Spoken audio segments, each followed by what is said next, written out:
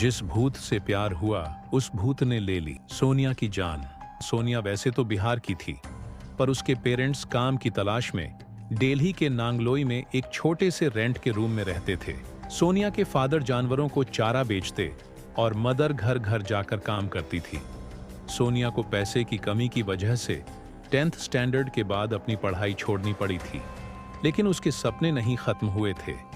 सोनिया अपनी फैमिली को उस गरीबी से निकालना चाहती थी और उसे खुद का एक अपना घर भी चाहिए था, जिसके लिए उसने सोशल मीडिया इन्फ्लुएंसर बनने का फैसला किया। 10th के बाद उसने अपनी सारी सेविंग्स लगाकर एक स्मार्टफोन खरीदा और सबके घर से काम पर जाने के बाद अपना सारा काम खत्म करके वो पूरे दिन रील्स बनाती। रील्स बनाने के साथ वो सिलाएं भी सीख रही थी, ताकि अपनी रील्स के लिए वो अच्छे और डिजाइनर कपड़े खुद से बना सके।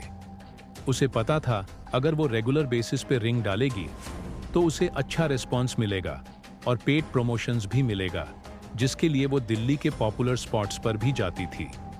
धीरे धीरे सोनिया के 7,000 से ज्यादा फॉलोअर्स भी हो गए थे। पर तभी सोनिया की लाइफ में एक भूत आया, जिसने सोनिया की लाइफ बदल दी।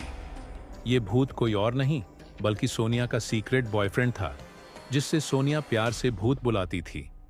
सोनिया ने अपने रिलेशनशिप को इंस्टाग्राम पर भी ओपनली पब्लिश कर दिया था।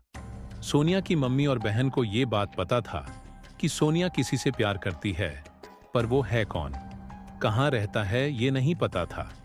सोनिया से जब वो ये बात पूछने की कोशिश करते तो वो भूत बोल के टाल देती थी। वो पूरे दिन उससे बात करती। उसके इंस्टाग्राम पोस्ट, रील्स और फोन कॉल्स में सिर्फ बहुत ही था। अगस्त 2024 सोनिया के मां ने सोना के बिहेवियर में बहुत चेंज नोटिस किया।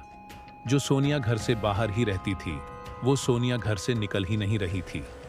सोनिया के मां के कुछ डाउट के बाद जब सोनिया का चेकअप कराया गया तो वो डाउट सच में बदल गया। सोनिया 5 मंथ प्रेग्नेंट थी। सोनिया ने अपनी फैमिली को यह बात ओपन कर दिया था कि संजू, जिसे वो प्यार से भुज बुलाती थी, कि भाई उसके बच्चे का पिता है और सोनिया को पूरी जिंदगी संजू के साथ ही रहना है। सोनिया की डिलीवरी का डेट पास आ रहा था।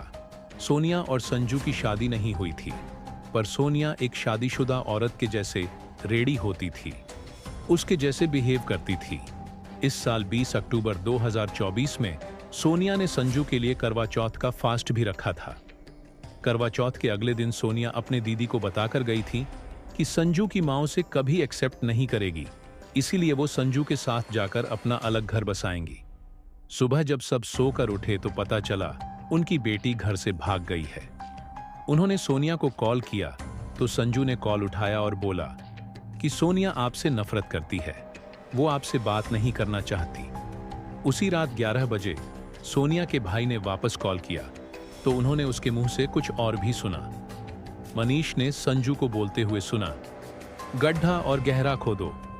तब सोनिया के घर वाले नांगलोई पुलिस स्टेशन पहुंचे तो पुलिस वालों ने कंप्लेंट लिखने से मना कर दिया कि कहकर कि लड़का और लड़की दोनों बालिग हैं और वो अपनी मर्जी से गई है। तो सोनिया के घर वालों ने खुद ही संजू के बारे में इंफॉर्मेशन निकालनी शुरू कर दी। अगले दिन संजू के घर पहुंचकर उन्हें सबसे बड़ा झटका मिला, क्योंकि सोनिया जीस संजू के साथ गई थी। उसका नाम संजू नहीं सलीम था। सलीम उस संजू के घर वालों ने ये बात कहकर टाल दिया कि उसे हमने घर से बेदखल कर दिया है, उसे हमारा कोई मतलब नहीं है।